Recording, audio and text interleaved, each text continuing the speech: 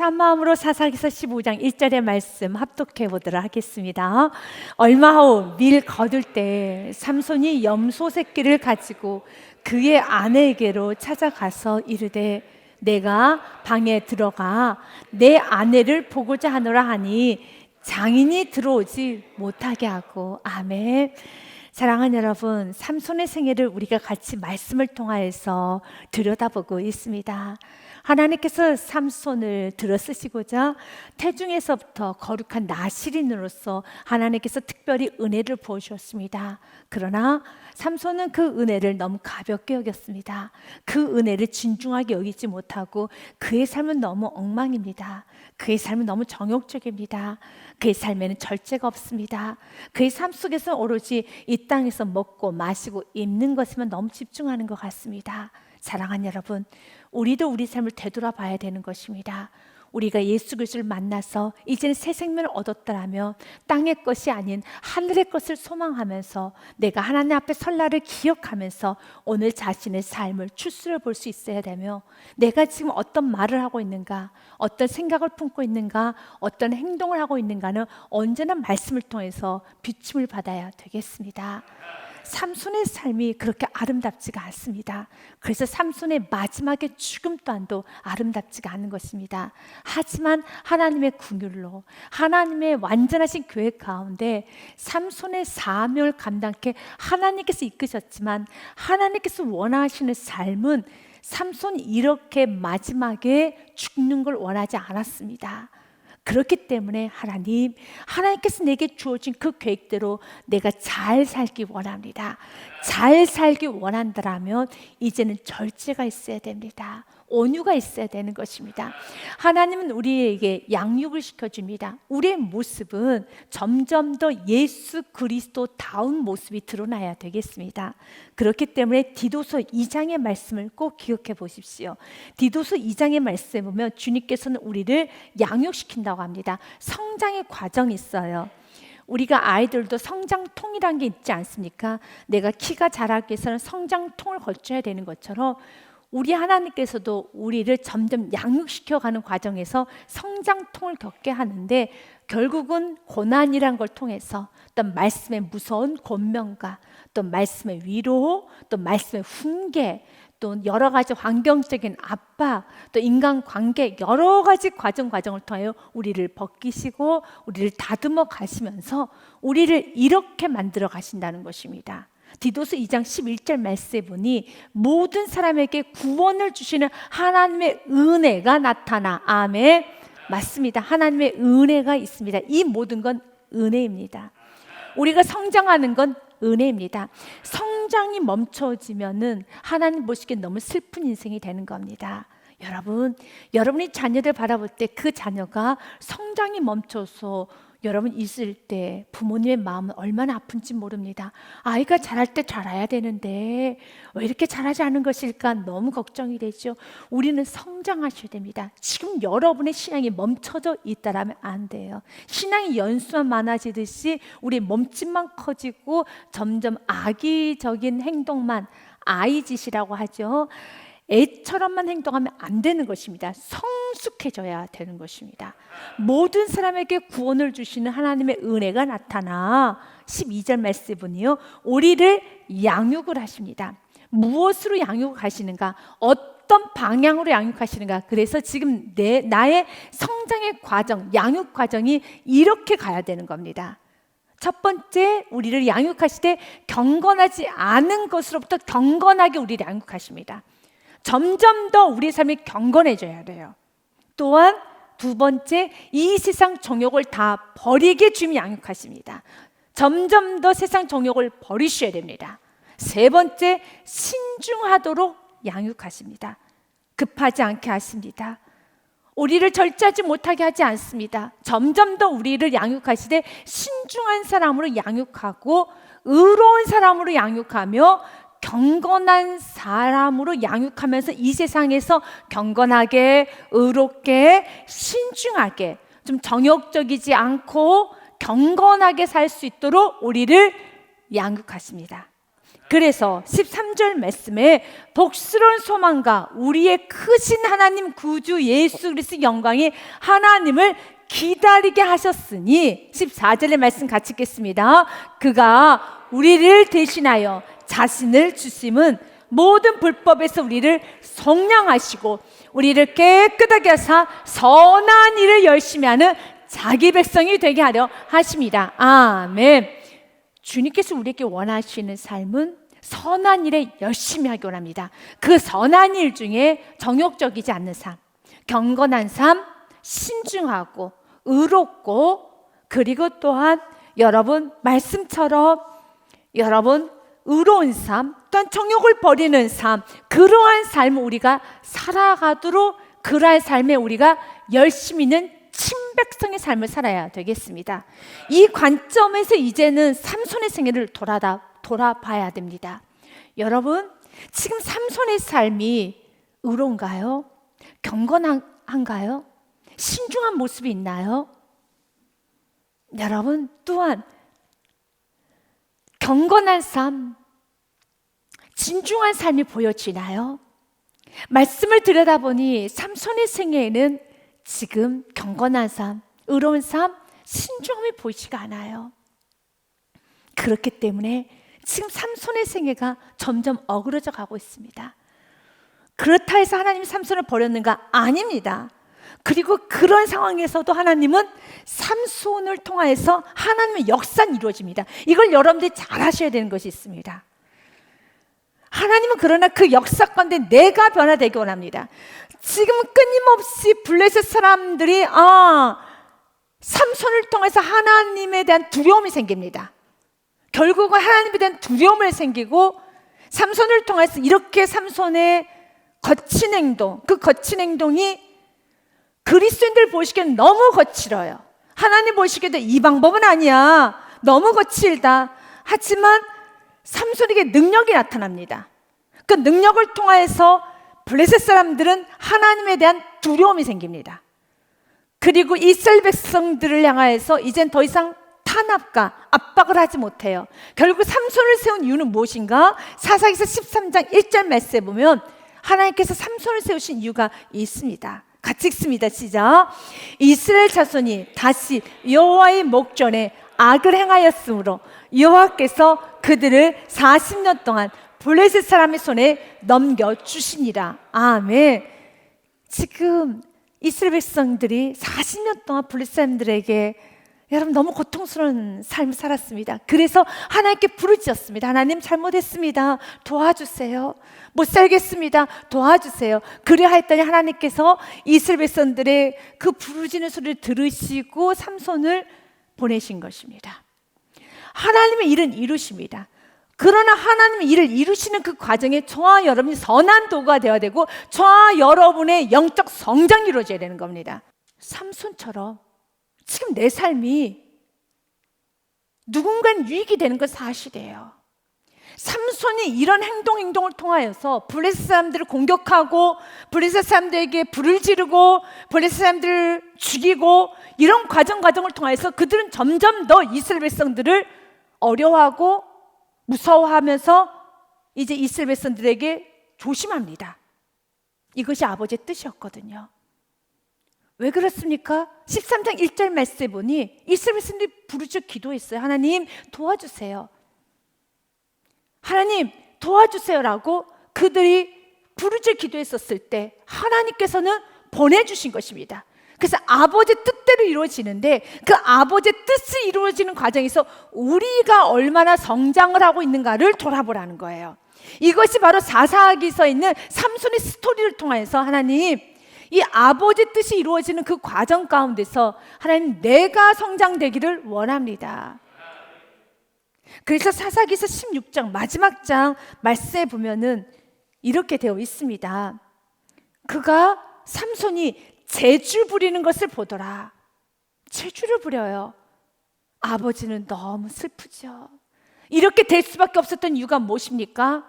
정욕적인 삶, 절제하지 못하는 삶, 하나님 앞에 엎드리지 못했던 삶, 혈기 부리는 삶, 이런 저런 걸 다 따질 필요가 없어요. 지금 내 삶에 혈기와 경건하지 않는 것과 신중하지 않는 것과 나의 삶 속에 충만하지 않다면 이런 저런 이유 핑계는 의미가 없어요. 환경을 초월해서 주님께서 우리에게 요구하는 건 한 가지입니다. 지금 범사에 감사하고 있느냐? 항상 기뻐하란 말씀 있죠. 지금 항상 기뻐하느냐? 쉬지 말고 기도하란 말씀 있죠. 지금 쉬지 않고 기도하고 있느냐? 너의 삶 속에 구원의 감격이 있느냐? 없다라면 내가 지금 물질이 없어서요, 내가 지금 발에 통증이 있어서요, 내 자녀가 집을 나가서요, 뭐 이런저런 이유 때문에, 연약함 때문에 그럴 수는 있지만 이걸 핑계 삼아서 그걸 뒤에 숨어서는 안 돼요. 어떤 순간에 숨어서는 안 되는 겁니다. 이 말씀은 우리가 지킬 수 있기 때문에 말씀을 주는 것이기 때문에 이 말씀의 기준에 맞춰서 지금 내가 기쁨이 있는가, 내가 지금 감사가 있는가를 면밀히 보면서 없다면 하나님과 관계를 회복해야 되는 겁니다.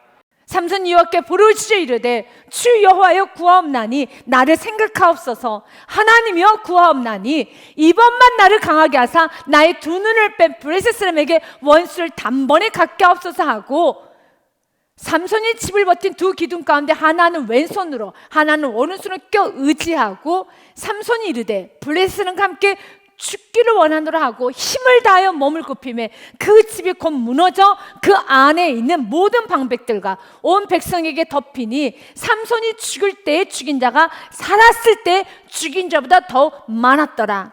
이렇게 하나님은 결국은 하나님의 방법대로 영광 받으십니다. 그의 인생을 찬란하게 마칩니다. 그러나 이렇게 죽는 건 아버지의 뜻이 아니었어요. 이것은 불순종으로 인한 삼손이 곁길로 가서 하나님께서 마지막 그에게 긍휼을 베푸시는 것이지, 아버지의 뜻은 여러분 삼손이 근사하게 사는 것입니다.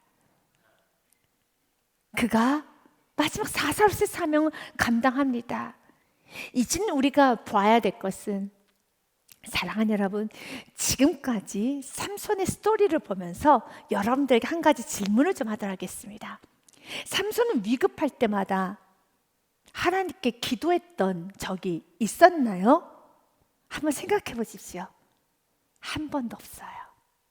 사사기서 16장 이 마지막 27절부터 30절 외에만 딱 한 번 기도가 나와요. 단 한 번도 없어요. 그동안에 수많은 위기가 와요. 그런데도 삼손이 여호와께 부르짖었다라는 말은 없어요. 여호와께 기도하고 여호와여 구하옵나니, 구하옵나니, 구하는 기도가 없어요. 구하옵나니, 목이 말라서 그냥 떼부리는 기도는 있을 뿐, 정말 주님 도와주세요, 주님 도와주세요, 이번 한 번만 나를 살려주옵소서라는 그런 애절한 기도가 없어요. 왜 애절한 기도가 없습니까? 그는 아직 자신의 힘을 의지하고 있기 때문에. 지금 여러분에게 애절함이 있습니까? 지금 여러분에게 주님 나 좀 살려주세요, 이 죄 가운데 살려주세요, 나를 좀 살려주세요 라는 그 애절한 기도가 어제보다 오늘도 깊어야 돼요. 오늘보다 내일도 깊어야 되는 것입니다. 지금 삼손은 혈기가 가득합니다. 세상 정욕이 가득합니다. 하나님께서 원하신 양육을 전혀 받지 못했습니다. 하나님은 우리를 양육하시되 디도서 2장 12절 말씀처럼 경건하지 않은 것과 이 세상 정욕을 다 버리고 우리를 양육하되 신중한 사람으로, 의로운 사람으로, 경건한 사람으로 이 세상을 살아갈 수 있도록 양육을 하는데, 삼손에게는 그런 경건함도 의로움도 신중함도 보이지가 않습니다. 그리고 그는 자신의 아내를 다시 되찾고자 15장 1절 말씀 보니 장인집으로 내려갑니다. 왜 아내를 빼앗겼습니까? 아내를 빼앗긴 건 아니고 아내를 버렸어요. 왜 버렸냐면 너무 화가 나가지고요. 삼손이 수수께끼를 냅니다. 이걸 맞추면은 배옷 30벌을 줄게, 그리고 겉옷 30벌을 줄게. 그러나 이 수수께끼를 맞히지 못하면 너희들이 나에게 배옷 30벌과 겉옷 30벌을 줘야 돼 라고 하면서 수수께끼를 제시합니다. 12절부터 14절 말씀이네요. 삼손이 그들에게 이르되 이제 내가 너희에게 수수께끼를 내리니 잔치하는 이래 동안 7일 동안에 너희가 그것을 풀어내게 말하면 내가 베어 30벌 걷어 30벌을 너희에게 주겠다. 그러나 그것을 능히 내게 말하지 못하면 너희가 내게 베어 30벌과 걷어 30벌을 줄지니라 하니 그들이 이르되 오케이 알겠다. 내가 수수께끼를 내면 우리가 그것을 들으리라 하면서 수수께끼를 냅니다. 삼손이 그들에게 이르되 먹는 자에게서 먹는 것이 나오고 강한 자에게서 단 것이 나왔느니라 하니라. 그것이 무엇일까? 그들이 사흘이 되도록 수수께끼를 풀지 못하더라. 우리는 지난번 말씀을 통해서 이 수수께끼의 답은 압니다. 먹는 자에게서 먹는 것이 나오는 게 무엇인가? 전에 하나님이 영이 충만하게 임하였었을 때 삼손이 사자를 어린 양 찢듯이 찢어버렸어요.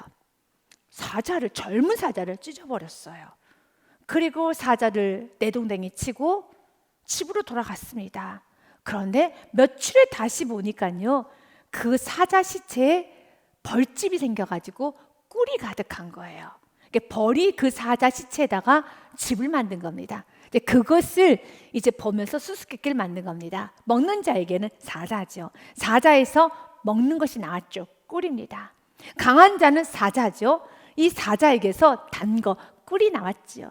그래서 생각하기를 그 누구도 못 맞춰. 이거는 나만 아는 것이기 때문에 정말 상상할 수 없는 놀라운 수수께끼를 낸 겁니다. 아무도 못 맞힐 것이라 생각을 했죠.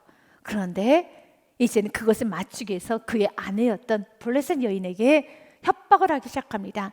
이걸 답을 말해주지 아니하면은 너희 남편을 어떻게 해서는 해서 답을 나에게 가르쳐주지 않으면 너와 너의 아버지 집을 다 불사르겠다, 죽이겠다라고 협박을 합니다. 그래서 삼손에게 계속적으로 조릅니다. 17절 말씀은 7일 동안 그들이 잔치할 때 그의 아내가 그의 앞에서 울며 그에게 강요함으로 7째 날에는 그가 그의 아내에게 수수께끼를 알려주매 그의 아내가 그것을 자기 백성들에게 알려주었더라. 그래서 수수께끼가 풀어진 겁니다. 이제는 삼손은 베옷 30벌, 겉옷 30벌을 건네줘야 되는 겁니다. 정정당당하게 건네주면 되는데요, 이제 건네주고 나니까 화가 난 겁니다. 억울한 겁니다. 사랑하는 여러분, 우리가 이 말씀을 통해서 한 번 또 우리가 생각해 보기를, 하나님, 과거 죄짓지 못한 것에 억울해하면서 더 죄짓는 삶을 살지 않게 은혜 내려 주시옵소서. 인간의 악은 참 넘치기 때문에 하나님 은혜로 더 이상 죄짓지 못하도록 하나님께서 막아주신 것 또한도 내가 그때 더 했었어야 되는 건데, 내가 그때 더 했었어야 되는 건데, 나는 그런 인간의 악한 본성이 있어요. 그래서 구약에서 보면은 이런 말이 있잖아요. 이는 이로 갚고 눈은 눈으로 갚아라 라는 말이 있을 때 어떻게 그리스도인이 그렇게 살 수 있어 라고 말을 하겠지만, 구약에서는 인간의 죄된 본성을 너무 잘 알기 때문에 누군가 나의 눈에 해를 입히면 눈 하나 빼지 않습니다. 가서 생명을 해야 하는 게 인간이기 때문인 것을 너무 잘 아셨기 때문에 누가 너에게 너의 눈을 상하게 했느냐, 딱 거기까지만 해. 눈까지만. 누가 너에게 손을 상하게 했느냐, 거기까지만 하여라. 더 이상 가면 안 돼. 하지만 인간은 누가 나에게 내 자녀의 눈을 손상시켰어요. 눈만 손상시키지 않죠. 여러분, 그 가정 전체를 다 무너뜨려 버릴 수 있는 것이 인간의 악이란 걸 알았기 때문에, 그래서 구약 율법에서는 누가 너의 눈을 빼었거든 가서 눈은 눈으로, 이는 이로 갚아라 라는 말씀이 구약에 기록이 되어 있는 거예요. 그 이상하죠. 마치 그런 본성이 우리에게 있는 것처럼 지금 삼손은 화가 나 있습니다. 정말 회개를 해야 되는데 내가 더 죄짓지 못했던 것에 대해서 화가 나 있는 것처럼 우리 삶도 돌아봐야 돼요. 하나님께서 은혜로 막아주셨다라면, 더 이상 죄짓지 못하도록 막아주셨다면 감사하면서 멈춰야 되는데 오히려 내가 더 화를 냈어야 되는 건데, 더 죄를 지었어야 되는 건데, 더 내가 확실하게 했었어야 되는 것인데 나고, 이런 악의 끝을 보고자 하는 그런 욕구가 있어요. 지금 삼손에게 있는 것처럼요. 삼손은 옷을 건네주고 끝냈어야 되는 겁니다. 그런데 그렇게 하지 않아요. 그렇게 하지 않고 30명을 죽입니다. 30명을 죽입니다. 너무너무 큰 범죄이죠. 그리고 난 후에 이젠 아내를 되찾기 위해서 다시 내려갑니다. 좀 화가 이제 풀어졌나 봅니다. 이제 아내를 되찾기 위해서 내려갑니다. 그런데 그의 장인이었던 아버지가 이미 첫째 딸을 다른 친구에게 시집을 보낸 거예요.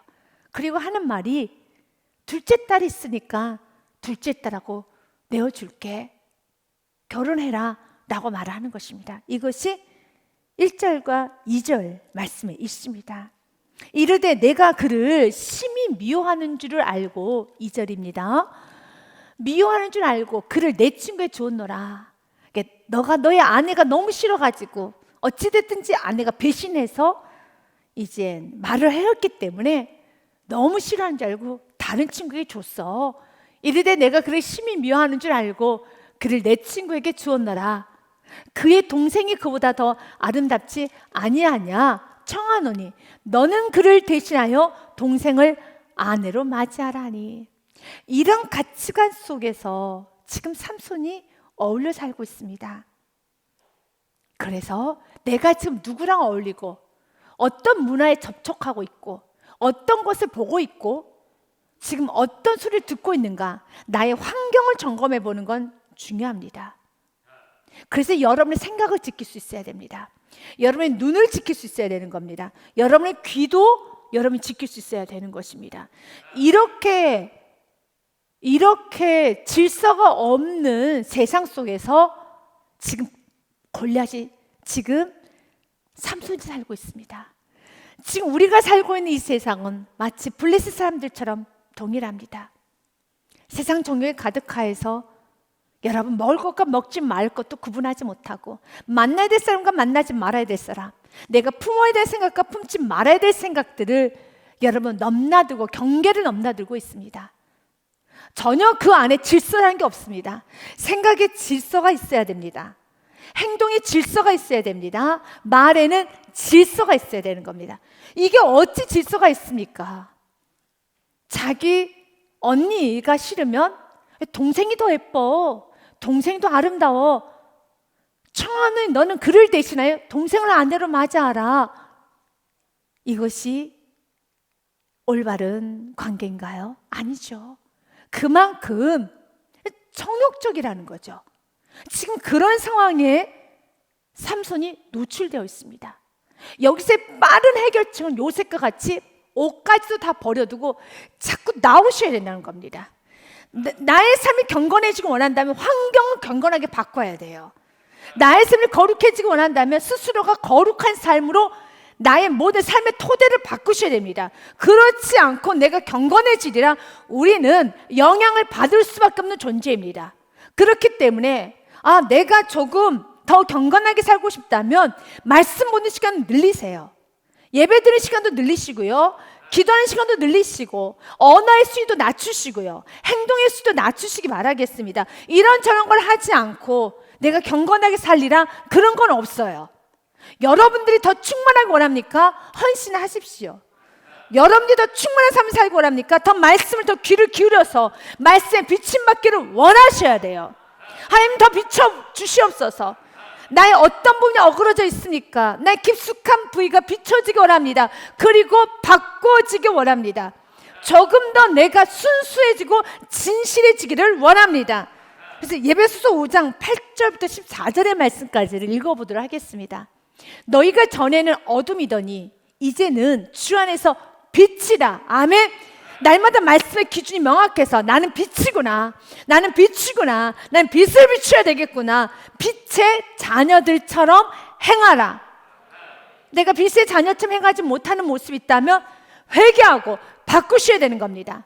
빛이 무엇입니까? 누군가를 밝혀주는 겁니다. 누군가를 밝게 만드는 겁니다. 지금 나를 통해서 우리 가정이 밝아지고 있는가? 나를 통해서 우리 교회가 밝아지고 있는가? 지금 나를 통하여서 내 주위에 있는 모든 사람들의 믿음이 성장되고 밝아지고 있는가? 그렇게 선한 영향력을 끼치지 못하고 있다면 날마다 주님 앞에 주님, 빛의 자녀처럼 행동하기 원합니다. 9절 말씀에도 빛의 열매는 열매가 있어요. 우리가 맺어야 된 열매죠. 착해야 됩니다. 의로우셔야 됩니다. 진실하셔야 됩니다. 이런 열매를 맺으셔야 됩니다. 삼손의 생애, 지금 이 사사기 15장에서 삼손에게 착함이 보이나요? 여러분 찾아보십시오. 좀 의로움과 진실함이 보이시나요? 없는 것 같아요. 맞아요. 그렇다고 삼손이 하나님의 사람이 아닌가요? 그건 아니죠. 하나님 사람 맞습니다. 사사도 맞습니다. 그런데 아무리 우리가 이 말씀을 좋게 해석하려고 해도 전혀 지금 삼손의 생애에는 착함도 의로움도 진실함도 보이지가 않아요. 그렇기 때문에 이 모습을 통해서 나를 보라는 겁니다. 내가 하나님의 사람인 건 맞아요. 하나님의 사람 맞습니다. 그러나 내 안에 삼손처럼 착함은 있는가? 의로움은 있는가? 진실함은 있는가를 자꾸 보셔야 된다는 거죠. 10절 말씀에도요, 주를 기쁘시게 할 것이 무엇인가 시험하여 보라. 날마다 그 생각을 하시라는 겁니다. 이렇게 삼손처럼 어떻게 하면 여자를 더 많이 취할까? 어떻게 하면 복수할까? 어떻게 하면 더 복수할까? 그 생각을 하지 말라는 거예요. 11절 말씀처럼요, 너희는 열매 없는 어둠의 일에 참여하지 말고 도리어 책망하라. 그들이 은밀히 행하는 것들은 말하기도 부끄러운 것들이라. 그러나 책망을 받는 모든 것은 빛으로 말미암아 드러나나니 드러나는 것마다 빛이니라. 책망을 받을 수 있는 건 너무 귀합니다. 중요한 건 책망을 받을 수 있도록 마음을 열어야 돼요. 마음을 열고 기도하셔야 됩니다. 하나님, 내가 책망을, 채찍을 은혜로 여길 수 있는 마음을 허락하여 주옵소서. 머리에 기름을 바르듯이 여길 수 있는 은혜를 허락하여 주옵소서. 이 말씀이 언제 선포되었나요? 이번 주 주일날 말씀이 선포되었죠. 이번 주 주일날 선포되어진 말씀이 책망을 은혜로 여길 수 있는 마음을 허락해달라고 선포되었어요. 아멘. 그래서 봐야 돼요. 와, 내가 주일날 선포되어지는 말씀을 얼마나 내가 그날 주일부터 잘 지키고 왔는가 보셔야 돼요. 이것이 나의 모습이라는 거예요. 그래서 주님, 내가 매 순간순간마다 이 말씀을 말씀으로 듣고 계속 흘려버리는 것이 아니라 자꾸 묵상해야 되는 겁니다. 묵상해야지만 나의 삶 속에서 착함이 드러나요. 의로움이 드러나요. 빛이 드러나는 것입니다. 왜냐하면 12절 말씀처럼요, 은밀히 행하는 것들 말하기도 부끄러운 것들이라. 그러나 책망을 받으면 모든 것은 빛으로 말미암아 드러나니 드러나는 것마다 빛이니라. 그러면서 중요한 말씀이 14절에 선포가 되죠. 같이 읽습니다. 시작. 그러므로 이르시기를 잠자는 자야 깨어서 죽은 자들 가운데서 일어나라. 그리스도께서 너에게 비추시리라. 아멘. 깨어나야 되는 겁니다. 죽은 자들 가운데서 일어나라. 그리스도께서는 옆에 있는 이 집사에게 아니에요. 누구에게? 너에게 비추시리라. 너에게 비추시리라. 빛을 받으면 너무 귀합니다. 너무 귀합니다. 지금 여러분, 삼손은 그는 전혀 빛을 받지 못합니다. 그의 삶은 블레셋 사람들의 그 삶과 어울리면서 그는 점점 더 하나님 기뻐하시는 양육을 받지 못해요. 사사로서의 인격과 사사로서의 행실을 갖추지 못하고 있어요. 그리고 이제 삼손이 또 복수하기 시작합니다. 삼손이 그들에게 이르되 이번은 내가 블레셋 사람들을 해할지라도 그들에 대하여 내게 허물이 없을 것이니라 하고 그가 이제 여우 300마리를 잡아요. 그 대단한 능력이에요. 여러분, 여우가 얼마나 빠른데요. 그래서 어떤 사람 너무 빠르고 이기적이고 아주 그냥 여러분 싹싹 잘 숨는 사람을 향해서 정말 저 사람은 곰이 아니라 여우다라고 하죠. 여우는 너무 빨라요. 여우 300마리를 어떻게 붙들었는지 모르겠어요. 능력이죠. 그리고 결국은 이 사건을 통해서 블레셋 사람들은 이스라엘 백성들에 대해서 더 어려워하고 이제는 쉽게 해하지를 못해요. 이렇게 하나님 일하고 계셔요. 하지만 삼손에게는 지금 무슨 유익이 있습니까? 하나님의 일은 우리와 상관없이도 이루어질 수 있어요. 그러나 하나님의 그 아름다운 역사심에 내가 상관 있기 원하며 나의 믿음이 성장하기 원하며 내가 점점 더 잘하기 원합니다. 결국은 하나님 앞에 섰었을 때 목회자, 어떤 집사, 장로, 권사 내가 했던 여러 가지 타이틀로 서는 게 아니에요. 예수님을 믿고 있는 구원받은 나 이 모습을 서게 되어 있습니다. 얼마나 성장되었는가 주님께서는 보십니다. 오늘 그는 또 복수를 하네요. 삼손이 가서 여우 300마리를 붙잡아 와서 그 꼬리에 꼬리를 매어 묶어요. 꼬리를 묶고 그 꼬리 묶은 그 사이에다가 이건 무엇입니까? 회라는 건 뭐냐면 등불, 불을 여기다가 꽂아 놓는 거예요. 이게 지금 무엇입니까? 그러니 여우가 불이 점점 타내려가니까 막 펄짝펄짝 뛰게 300마리가 그냥 펄짝펄짝 뛰면서 삼손 머리도 좋은 것 같아요. 복수를 해도 이건 머리가 너무 좋아요. 이거 불을 혼자 지르고 다니면 귀찮아요. 힘들어요. 도구를 쓴 거예요, 도구를. 이 머리를 가지고 선한 일을 했었으면 얼마나 좋겠습니까? 사랑하는 여러분, 우리가 신앙생활 하면 할수록 점점 더 말도 잘해지고요, 머리도 좋아지고요, 교회를 정말 잘해져요. 이거 가지고 나에게 유익이 돼야 되고 선한 일에 열심히 돼야 되는 겁니다. 그래서 우리가 세상 말도 이런 말을 하잖아요. 우리가 어떤 권면할 때 세상 사람들 또 설교하네 설교해. 그거 좋은 의미 아니잖아요. 또 목사처럼 설교하네. 얼마나 창피한 말이죠. 우리가 어떤 사람이 좀 지루하게 말하거나 이렇게 지적 많이 하거나 그러면 또 나에게 설교해. 이 설교가 사람을 살리고 영혼을 살리는 이 메시지가 설교인데 얼마나 설교 전하시는 나와 같은 목회자가 얼마나 삶이 좋지 않았으면 세상에서 그런 말들이 통용이 되겠습니까? 그렇죠. 지금 삼손은 머리가 너무 좋아요. 그래서 혼자 불 지르고 다니기는 귀찮은 거예요. 그래서 여우를 2마리 꼬리를 묶어가지고 거기다가 불을 끼워놓고 그러면 이제 뜨거우니 여우가 막 펄짝펄짝 뛰면서 그 2꼬리 사이에다 한 회를 달아가지고요, 5절 말씀에 보니요, 회에 불을 붙여요. 그 나뭇가지에다 불을 붙입니다.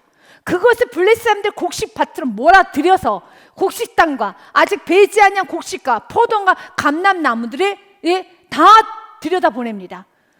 그곳을 다 잘라버려요. 그래서 블레셋 사람들 깨닫습니다. 와, 이스라엘 백성들은 건들면 안 되겠구나는 교훈을 받아요. 하지만 삼손은 점점 더 지나쳐가고 악해져가고 경건, 신중함, 의로움은 보입니까? 보이지 않습니까? 보이지가 않아요. 그래서 오늘 말씀 제목처럼 나 자신을 돌아보기 원합니다. 내가 지금 하나님 일을 하고 있는데 전도도 하고 있고 예배도 드리고 있고 봉사도 하고 있고 모든 걸 하고 있는데 지금 내 삶 속에서 경건함은 보이고 있는가? 의로움은 보이고 있는가? 진실함은 보이고 있는가? 신중함은 보이고 있는가? 착함은 보이고 있는가를 좀 들여다보면서 하나님, 나부터 살기 원합니다. 너무 지나칩니다. 로마서 12장 말씀에 보면은요, 주님께서 우리가 이렇게 살기 원합니다. 그래서 오늘 또 기도하셔야 돼요. 서로 마음을 같이하며 높은 데 마음을 두지 말고 도리어 낮은 데 처하며 스스로 지혜 있는 척하지 말아라. 아멘. 지혜 있는 척하면 안 되는 겁니다. 신앙 연수가 많아질수록 이렇게 삼손처럼 지혜가 있으면 있을수록 지혜 있는 척하면 안 되는 겁니다. 겸손할 때 진짜 그 지혜가 아름다워지는 거예요. 지혜가 진짜 있는 사람이 겸손하지 못하면 이렇게 삼손처럼 나름대로 지혜는 있는데 도구도 사용할 줄 아는데 정욕적인 사람이 되는 거예요. 17절 말씀처럼요, 이렇게 되어 있습니다. 아무에게도 악을 악으로 갚지 말고 모든 사람 앞에서 선한 일을 도모하라. 할 수 있거든 너희로서는 서로 모든 사람과 더불어 화목하라. 내 사랑하는 자들아, 너희가 친히 원수를 갚지 말고 하나님의 진노하심에 맡기라. 기록되었으되 원수 갚는 것이 내게 있으니 내가 갚으리라고 주께서 말씀하시니라. 내 원수가 줄이거든 먹이고 목마르거든 마시게 하라. 그리함으로 내가 숯불을 그 머리에 쌓아 놓으리라. 아멘. 지금 삼손이 좀 다른 방법으로 블레셋을 공격하고 조금 더 다른 방법과 건전한 방법과 조금 더 고상한 방법으로 블레셋을 공격하면 참 좋을 거라는 아쉬움이 남아요. 우리가 전도를 할 때도 마찬가지입니다. 전도의 방법이 우리가 영혼을 세우고 영혼을 사랑하고 교회를 부흥시키는 방법이 여러 방법이 있어요. 성도님을 모시는 부분에 있어서도 여러 방법이 있습니다. 근데 그 방법이 조금 더 고상하고 근사하고 조금 더 멋지기를 우리는 지혜를 모아 기도해야 되겠습니다. 그래서 하나님, 전도를 하되 그 방법이 아름답게 원합니다. 좀 더 지혜롭게 원합니다. 조금 더 정직하게 원합니다. 조금 더 진실하게 원합니다. 또 한 번 여러분들에게 선포하기 원합니다. 아니, 저와 여러분에게 선포하기 원합니다. 데살로니가전서 5장 21절 말씀에 보니요, 이렇게 되어 있습니다. 범사에 해하려 좋은 걸 취하십시오. 여러분 음식 먹을 때 이제는 건강 많이 생각하시면서 좋은 거 먹으시려고 하시잖아요. 당연히 그렇게 하셔야 되고요. 지금쯤 코로나가 바이러스가 이렇게 가득한 세상에서는 면역력 좋은 음식을 먹어야 되겠죠. 불량식품 많이 드시면 안 되죠. 마찬가지로 좋은 것을 우리가 될 수 있으면 좋은 걸 먹으려고 조금 더 여러분 좀 좋은 걸 먹고 건강식품을 먹으려고 노력을 해야 되는 것처럼 우리의 영혼도 마찬가지입니다. 범사해하려 좋은 걸 취하십시오. 영적으로 유익이 되는 걸 자꾸 하십시오. 예배는 여러분의 삶에 영적 유익이 아주 좋습니다. 그래서 예배를 자꾸 취하셔야 돼요. 여러분, 예배만큼 우리의 영이 사는 건 없습니다. 그래서 주님, 난 좋은 걸 취하겠습니다. 좋은 걸 취하십시오. 내 영이 회복되기 원한다면 예배 참 좋습니다. 기도는 어떠신가요? 영적으로 회복되는데 좋으시던가요? 그럼 기도도 취하십시오. 봉사는 좀 어떠시던가요? 영적으로 성장하는데 좋으시던가요? 취하십시오. 아멘? 맞아요. 이렇게 범사해하려 좋은 것을 취하고 악은 어떤 모양이라도 버리라. 평강의 하나님이 친히 너희를 온전히 거룩하게 하시고 또 너희의 온 영과 혼과 몸이 우리 주 예수 그리스도께서 강림하실 때 흠없게 보존되기를 원하노라. 아멘. 그래서 오늘도 취하기 원합니다. 이렇게 삼손처럼 살지 않겠습니다. 이런 지혜를 가지고 이런 못난 짓 하고 살지 않겠습니다 라고 결단하시면 되는 것입니다. 그래서 결국은 다 살라버립니다. 6절 말씀에 보면 블레셋 사람들이 이 모든 소식을 듣습니다. 누가 이 일을 행하였느냐 하니 사람들이 대답하되 딥낫 사람의 사위 삼손이니 장인이 삼손의 아내를 빼앗아 그의 친구에게 준 까닭이라 하였더라. 블레셋 사람들이 올라가서 그 여인과 그의 아버지를 불살라버립니다. 계속 죽이고 지금 계속 복수에 악이 악으로 갑니다. 악이 끊어지는 건 악을 행하지 않는 데서부터 끊어지는 거예요. 이게 끊어지는 방법입니다. 안 하셔야 돼요. 또 불사릅니다. 계속 죽입니다. 이걸 통하여서 블레셋 사람들은 긴장을 할 겁니다. 아, 이렇게 이스라엘 사람들 그 빼앗아 가면은 크게 혼나는구나. 이제부터 이스라엘 사람들 곡식 뺏어가면 안 되겠구나. 이스라엘 백성들의 양, 소 뺏어가면 안 되겠구나. 이건 돼요. 교훈 삼을 수 있습니다. 여전히 하나님 일하고 계십니다. 하지만 이 모습은 좋지 않다라는 것입니다. 그리고 불살라 죽여요. 그때 삼손이 또 복수합니다.